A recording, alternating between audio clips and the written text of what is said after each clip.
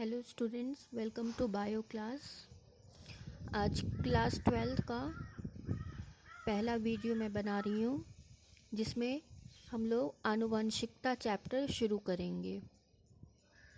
आनुवंशिकता चैप्टर हम लोग शुरू कर रहे हैं। इसमें हेरिडिटी जिसको बोलते हैं, इसमें हम लोग वंशागति पढ़ेंगे, आनुवंशिकता पढ़ेंगे, मेंडल का नियम पढ़ेंगे। जितने भी चीज़ें हैं इस चैप्टर में हम लोग पढ़ेंगे। तो चलिए शुरू करते हैं चैप्टर आनुवंशिकता। तो इसमें पहला टॉपिक है हमारा विभिन्नताएं। विभिन्नताएं इंग्लिश में इसको बोलते हैं वेरिएशन। अब विभिन्नताएं क्या होता है? वेरिएशन इंग्लिश में से कहते हैं। विभिन्नताएं क्या होती हैं आप जानते हैं। जैसे प्रत्येक जीवों में एक जीव अन्य जीवों से अलग लक्षण दिखाता है। जैसे बाह्य लक्षण जो होते हैं, शरीर की बनावट हो गई। एक जीव का अन्य जीवों से अनेक अलग बाह्य लक्षण होता है, जैसे आकृति हो गया, आकार हो गया, स्वभाव हो गया। इन सभी चीज़ों में एक जीव दूसरे जीव से अंतर रखता है। तो जीवों की आकारिकी में अंतर ही विभिन्नताएं कहलाती हैं। एक जीव का दूसरे जीव से अंतर विभिन्नताएं कहलाती हैं। और आनुवांशिकी क्या होता है? जेनेटिक्स जिसे हम कहते हैं, आनुवांशिकी जेनेटिक्स जिसे हम कहते हैं, ये विज्ञान की वह शाखा है जिसमें हम वंशानुगति एवं विभिन्नताओं का अध्ययन करते हैं। जेनेटिक्स क्या है, आनुवंशिकी क्या है? विज्ञान की वह शाखा है जिसके अंतर्गत हम आनुवंशिकी, वंशानुगति एवं विभिन्नताओं का अध्ययन करते हैं। यानी कि जो एक पीढ़ी से दूसरी पीढ़ी में लक्षणों का स्थानांतरण होता है और जीवों में जो विभिन्नताएं होती हैं, उन दोनों का जब हम अध्ययन करते हैं, विज्ञान की जिस शाखा के अंतर्गत हम इन दोनों चीज़ों का अध्ययन करते हैं, विज्ञान की वह शाखा क्या कहलाती है? आनुवंशिकी कहलाती है, जेनेटिक्स कहला सकती है। तो अगर आप चाहें तो नोट्स बना सकते हैं। तो सबसे पहला डेफिनेशन हम लोग का क्या हो जाएगा? विभिन्नताएं। तो विभिन्नताएं का हम लोग परिभाषा क्या लिख सकते हैं? प्रत्येक जीव अन्य जीवों से बाह्य लक्षण जैसे आकृति, आकार, स्वभाव आदि में बहुत अंतर रखता है। तो जीवों की आकारिकी में अंतर विभिन्नताएं कहलाती हैं। आप ये डेफिनेशन लिख सकते हैं। और आनुवंशिकी क्या होता है? जेनेटिक्स क्या होता है? विज्ञान की वह शाखा जिसमें वंशानुगति एवं विभिन्नताओं का अध्ययन होता है, इसे हम आनुवंशिकी कहते हैं। यानी कि सरल भाषा में आनुवंशिकी क्या होता है? जब हम पीढ़ी दर पीढ़ी स्थानांतरित होने वाले लक्षणों का अध्ययन करते हैं और उसके साथ साथ विभिन्नताओं का भी अध्ययन करते हैं, तो विज्ञान की इस शाखा को हम लोग कहते हैं आनुवंशिकी, यानी कि जेनेटिक्स। तो अब आनुवंशिकी शब्द का प्रयोग सबसे पहले किसने किया था? तो आनुवंशिकी शब्द का प्रयोग सबसे पहले डब्ल्यू बेटसन ने सन 1905 में किया था। डब्ल्यू बेटसन ने, इंग्लिश में भी अगर आप चाहें तो लिख सकते हैं, डब्ल्यू बेटसन ने सन 1905 में आनुवंशिकी शब्द का प्रयोग किया था। तो आप ये नोट कर सकते हैं, डब्ल्यू बेटसन सन 1905 में आनुवंशिकी शब्द का प्रयोग किया था। और फादर ऑफ जेनेटिक्स, आनुवंशिकी का जनक किसे कहा जाता है? ये क्वेश्चन बोर्ड्स में अक्सर 1 नंबर में पूछ लेता है। 10th में भी आप लोगों ने पढ़ा होगा कि आनुवंशिकी का जनक किसे कहा जाता है, फादर ऑफ जेनेटिक्स किसे कहा जाता है? फादर ऑफ जेनेटिक्स ये कहा जाता है ग्रेगर जॉन मेंडल को। ग्रेगर जॉन मेंडल को फादर ऑफ जेनेटिक्स कहा जाता है। अब क्यों कहा जाता है, इसका भी कारण है। मेंडल ने क्या किया था? मटर के पौधों पे वंशानुगति का अध्ययन किया था। मटर के पौधों की कई पीढ़ियों का जो उनकी वंशानुगति है उसका अध्ययन किया था। इन्होंने देखा था कि मटर के पौधे में किस तरह से जो लक्षण हैं पीढ़ी दर पीढ़ी स्थानांतरित होते रहते हैं। तो इसीलिए इन्हें फादर ऑफ जेनेटिक्स कहा जाता है, क्योंकि आनुवंशिकता पे इन्होंने बहुत साल प्रयोग किए थे और मटर के पौधों पे सर्वप्रथम उन्होंने लक्षण देखा था, तो इसलिए इनको फादर ऑफ जेनेटिक्स कहा जाता है। अब सवाल ये है, यहाँ पे ये भी सवाल पूछता है कि उन्होंने मटर का पौधा ही क्यों चुना, क्यों नहीं कि कोई और पौधा चुना, मटर के पौधे चुनने का कारण क्या था। तो ये बहुत अच्छा क्वेश्चन है कि ग्रेगर जॉन मेंडल ने मटर का पौधा ही क्यों चुना अध्ययन करने के लिए। तो उसके कई कारण हैं। सबसे पहला कारण आप चाहें तो नोट कर सकते हैं। पहला कारण तो ये था कि मटर का पौधा जो होता है एक वार्षिक पौधा होता है। एक वार्षिक यानी कि एक वर्षीय पौधा होता है। एक वार्षिक पौधा मतलब कि साल भर में उगने वाला पौधा है और कम समय में उग जाता है, जिससे क्या होता है कि इन्होंने मटर के पौधे की कई पीढ़ियों का अध्ययन किया। वार्षिक पौधा होने की वजह से इन्होंने मटर के पौधे की कई पीढ़ियों का अध्ययन कम समय में कर लिया। तो मटर के पौधे चुनने का सबसे पहला कारण ये था। दूसरा कारण क्या था? मटर के पौधों में इन्होंने विपर्यासी लक्षणों को भी देखा। विपर्यासी लक्षण यानी कि विपरीत लक्षण। अभी हम पढ़ेंगे कि कौन कौन से लक्षण इन्होंने मटर के पौधों में देखा। तो मटर के पौधों में बहुत सारे विपरीत लक्षणों का अध्ययन ये आसानी से कर सके, इसलिए इन्होंने चुना। दूसरा कारण ये हो गया। अब तीसरा कारण क्या था चुनने का? कि जो मटर का पौधा होता है, जो पुष्प होता है, उभयलिंगी होता है। उभयलिंगी, जिसको हम कहते हैं इंग्लिश में बाइसेक्सुअल फ्लावर होता है। बाइसेक्सुअल या उभयलिंगी का मतलब क्या है? एक ही पुष्प में नर जनन अंग और मादा जनन अंग दोनों पाए जाते हों, इस तरह के पुष्प को कहेंगे उभयलिंगी या बाइसेक्सुअल पौधा होता है। चौथा कारण क्या था? कि कृत्रिम पर परागण द्वारा संकरण कराया जा सकता था इसमें। कृत्रिम पर परागण क्या होता है? कृत्रिम आप जानते मतलब आर्टिफिशियल, पर परागण मतलब कि एक पौधे से जो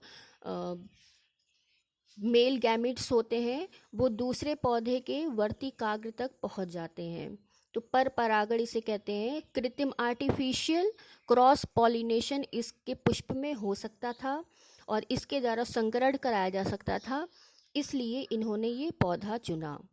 तो मटर के पौधे चुनने का क्या कारण था? सबसे पहला कारण तो यही था कि एक वर्षीय पौधा है।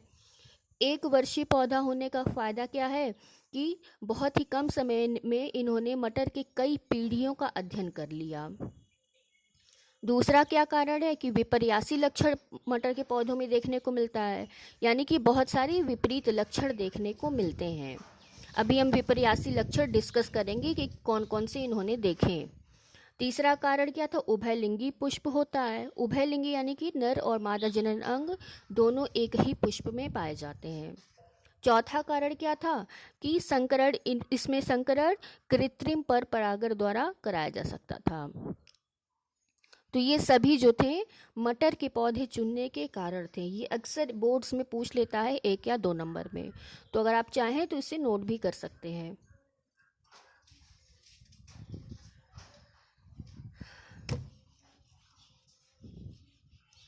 अब अगला टॉपिक है, अब ग्रेगर जॉन मेंडल ने 3 नियम भी दिए थे। उन तीनों नियमों को हम लोग को पढ़ना है, बहुत ही इम्पॉर्टेंट लॉज हैं। ग्रेगर जॉन मेंडल के तीनों नियम बहुत ही इम्पॉर्टेंट है और इसी से रिलेटेड क्रॉस है संकरण भी हम लोग पढ़ेंगे। तो सबसे पहले जान लेते हैं कि मटर के पौधों में मेंडल ने कौन से विपर्यासी लक्षण देखे, यानी कि मटर के पौधों में उन्होंने कौन से विपरीत लक्षण देखे। इसके लिए अगर आप चाहें तो नोट कर सकते हैं। मेंडल द्वारा लिए गए लक्षणों के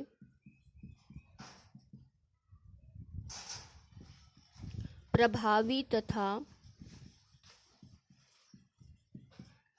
अप्रभावी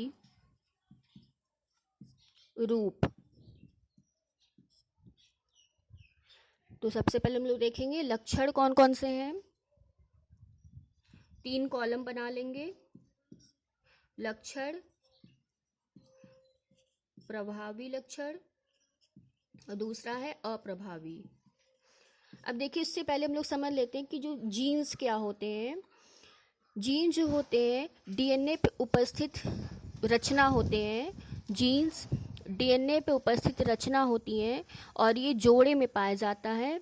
और जीन्स ही क्या करते हैं, लक्षणों को एक पीढ़ी से दूसरी पीढ़ी में स्थानांतरित करने का कार्य करते हैं।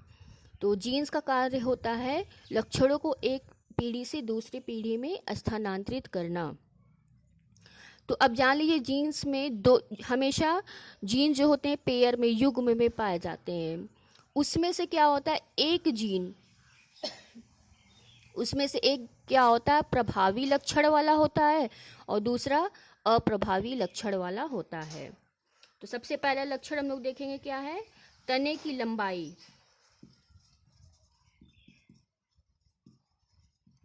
अब देखिए, मटर के पौधे में 2 तरह का पौधा देखने को मिला था, एक लंबा पौधा और एक बौना पौधा।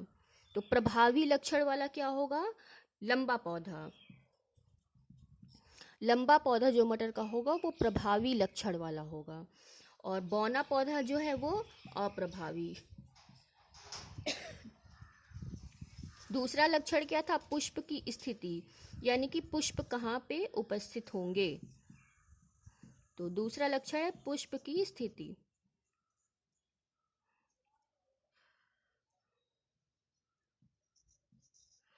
अब देखिए, 2 इसमें भी प्रभावी और अप्रभावी आ जाएगा।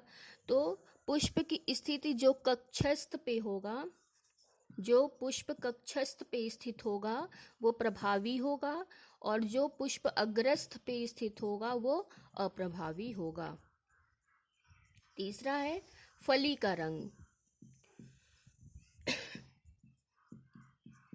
फली का रंग आप देखे होंगे, एक हरा होता है और एक पीला होता है। चौथा पॉइंट क्या है, फली की प्रकृति। फली की प्रकृति, एक होती है फूली हुई और दूसरी संकुचित। ये चौथा लक्षण हो गया। पांचवा, बीज का आकार। आपने मटर के बीज देखे होंगे, 2 आकार होता है, एक गोल होता है और एक झुर्रीदार होता है।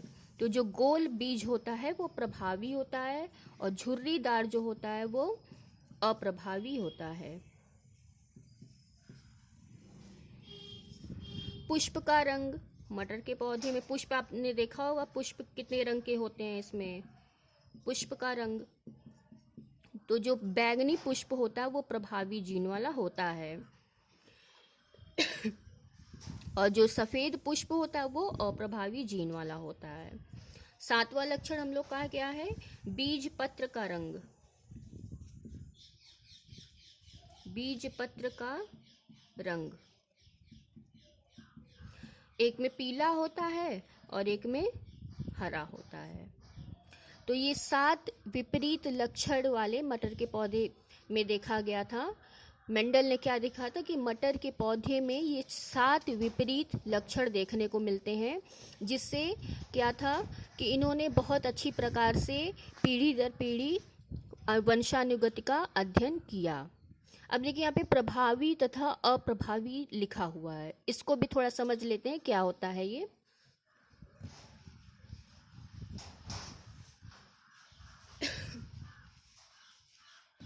एक होता है प्रभावी जीन,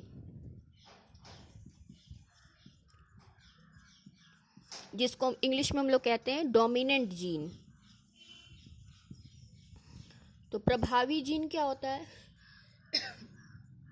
ऐसे जीन जिनके लक्षण पीढ़ी दर पीढ़ी व्यक्त होते हों, मतलब कि जिन लक्षणों को हम लोग देख सकते हैं जो व्यक्त होते हों। जैसे हम लोग लिए थे कि प्रभावी जीन में था लंबा पौधा, यानी कि जब ये प्रभावी जीन पीढ़ी में स्थानांतरित होगा तो हम लोग को लंबे पौधे देखने को मिलेंगे। यानी कि ऐसे जीन जिनके लक्षण व्यक्त होते हों, यानी कि जिसके लक्षण हम लोग देख सकते हैं, उन जीन को कहते हैं प्रभावी जीन। और अप्रभावी जीन क्या होता है? ऐसे लक्षणों वाले जीन जिनके लक्षण हम लोग नहीं देख सकते, जिनके लक्षण व्यक्त नहीं होते हैं। तो प्रभावी जीन में वो जीन आ जाएंगे जिनके लक्षण व्यक्त होते हैं, जिनके लक्षणों को हम देख सकते हैं। और अप्रभावी जीन में मतलब ऐसे जीन जिनके लक्षण हम लोग नहीं देख सकते, जिनके लक्षण व्यक्त ही नहीं होते हैं। तो मेनली क्या होता है, प्रभावी जीन को हम लोग कैपिटल लेटर से, बड़े लेटर से लिखते हैं। कोई भी मान लीजिए लेटर, मान लीजिए टी लिया तो इसमें कैपिटल टी लिखेंगे, अगर ए ले रहे हैं तो कैपिटल ए लेंगे। तो प्रभावी जीन को हमेशा कैपिटल लेटर से ही हम लोग डिनोट करते हैं। और दूसरा आ जाएगा अप्रभावी जीन, यानी कि ऐसे जीन जिनके लक्षण व्यक्त नहीं होते हैं। तो अप्रभावी जीन को हमेशा हम लोग स्मॉल लेटर से ही लिखेंगे। मान लीजिए इसमें कैपिटल टी लिया तो इसमें स्मॉल टी हो जाएगा, इसमें कैपिटल ए लिया तो इसमें स्मॉल ए हो जाएगा। तो ये हो गए प्रभावी तथा अप्रभावी जीन।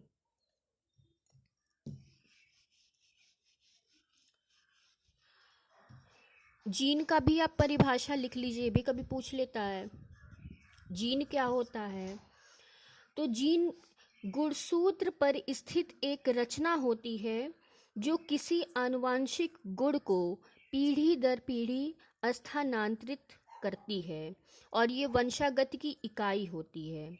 यानी कि जीन सिंपल भाषा में अगर हम लोग समझें तो वंशागत की इकाई होती है। इसका मतलब डीएनए पर स्थित ऐसी रचना या गुणसूत्र पे स्थित ऐसी रचना होती है जो लक्षणों को एक पीढ़ी से दूसरे पीढ़ी में स्थानांतरित करने का कार्य करती है। तो डेफिनेशन आप लिख सकते हैं, गुणसूत्र पे स्थित ऐसी रचना जो किसी आनुवांशिक गुण को पीढ़ी दर पीढ़ी स्थानांतरित करती है। तो ये हो जाएगा हमारा जीन। अब हम लोग को क्या पढ़ना है, मेंडल की 3 नियम पढ़ना है जो बहुत इंपॉर्टेंट है। एग्जाम में कभी कभी 5 नंबर में भी पूछ लेता है, 2 नंबर में पूछ लेता है। तो ये तीनों नियम आपको एकदम अच्छे से याद होना चाहिए, और साथ ही साथ इनके क्रॉस को भी हम लोग पढ़ना है, संकरण पढ़ना है कि किस तरह से संकरण होता है। तो मेंडल के नियम, अगला टॉपिक है मेंडल के नियम।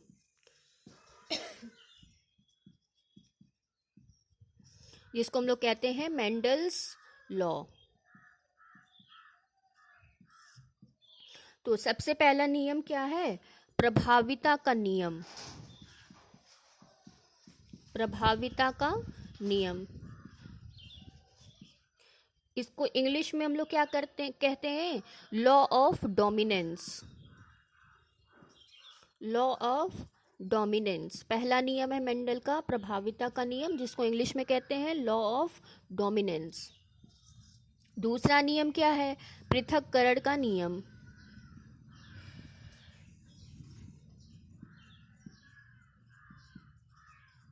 पृथक्करण का नियम, इंग्लिश में इसको क्या कहते हैं, law of segregation. Law of segregation. तीसरा लॉ कौन सा है, स्वतंत्र अपव्यूहन का नियम। स्वतंत्र अपव्यूहन का नियम, इंग्लिश में इसको कहते हैं लॉ ऑफ इंडिपेंडेंट असॉर्टमेंट।